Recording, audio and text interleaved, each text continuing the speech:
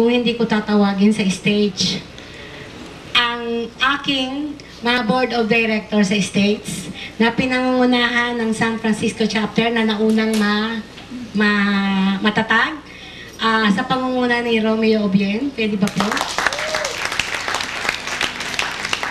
Ang Nini Ausya na masakit din ng balakang. Come here. Pumanik ka. Kaya mo yan.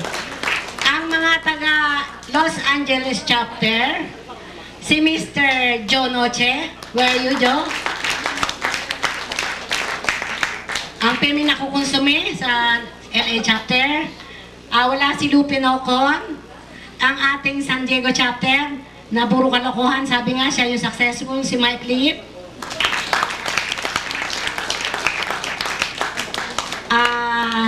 Wala si Eder Abad. Hindi nakarating. At meron din tayong Maryland chapter na pinangungunahan ni Rembalan. Medyo wala pang member doon. And then, hindi ko po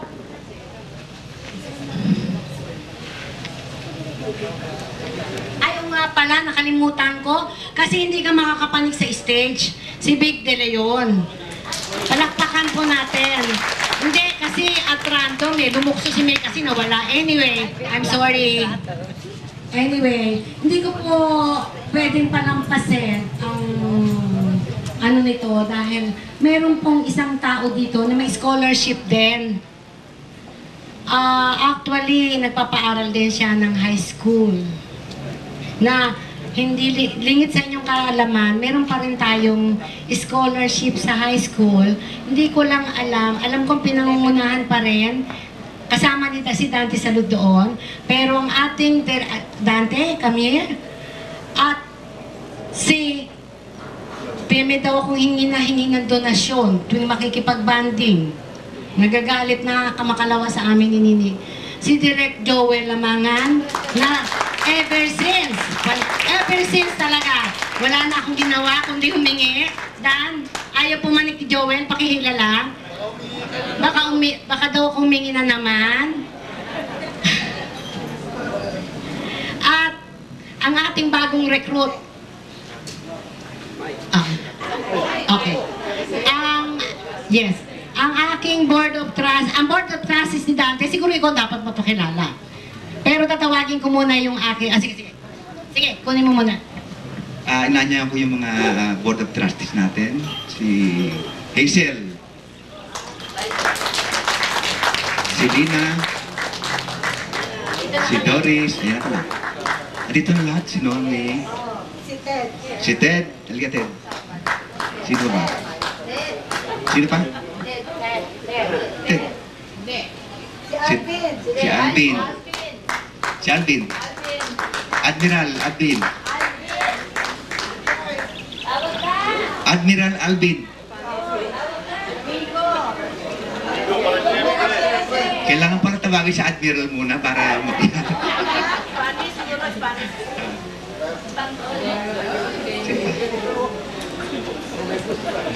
Si De. Si Mirna. Si Ninang. Si Ninang Christy. Si Roger. Ang aking ninang na hindi nagpapapasko. Si Christy. Change moment. Sige. Meron tayong scholarship din sa high school. Yun sa pamagitan ni Direk, inyong lingkod. Sino ba ba? Kasama na. Kasama ka rin yan. Kumulang dalawa. Sige. Si Doris ang aming taga-singil. At higit sa lahat, ang pinakamamahal kong asawa. Na, kung walang daldal ng daldal naman yung pinakamamahal kong asawa na talagang pimi kami nag-aaway. Kanina pa nasigawan ko Come here, my darling. Thank you very much sa iyo. Dahil kung wala yung asawa ko, wala akong sasakyan, wala akong driver, wala akong janitor, wala akong cargador and everything. Salamat, Pen. Thank you very much. Alam mo yung asawa ko, ngayon lang natawag ka darling. Salamat din, darling. Sabi ni Toto, pare, baka magkwento ka nun sa Navy ka pa. Bubuking tayo. So, maraming salamat din po sa suporta nyo sa aking asawa at ako'y nagaganap. Maski na nga ako hindi class 65, but ever since, nung magsimula pa lang yung reunion, nandun po ako. Salamat po.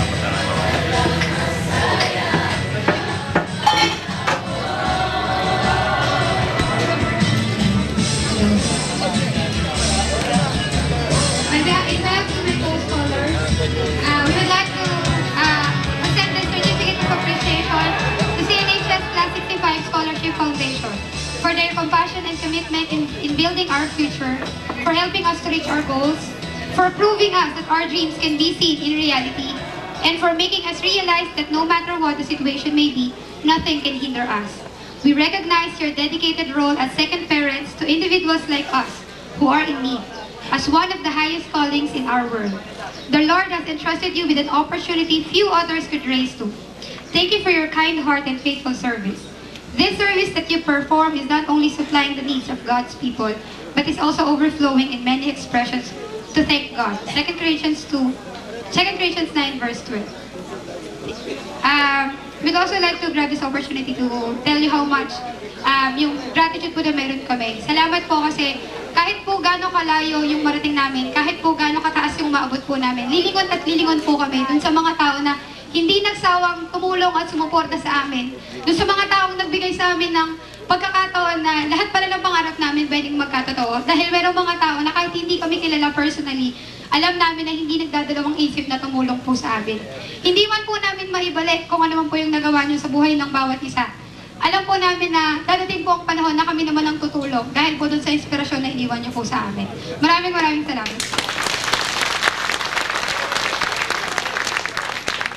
Ayan. So, tinatawagan po namin yung president po ng Class 65 Scholarship Foundation, si Tito Dante po, para i-receive po yung certificate.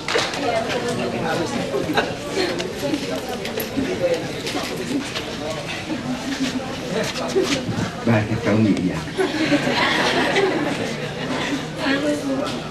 Kasi ano po yung song po kasi na kinanta namin is Salamat. And I know, alam po namin na may kumbaga hindi po namin man masabi sa inyo na direkta na nagpapasalamat kami. By means of that song, salamat po talaga kasi po wala po kami dito kung wala kayo. Thank you very much po sa inyo. Salamat sa mga scholar natin. Salamat sa Certificate of Appreciation. Siyempre, hindi magkakaroon ng patuparan ng Scholarship Foundation kung wala ang ating mga supporters. At iyon ay kayo. Purihin ang Panginoon sa buhay nyo. God bless sa inyo.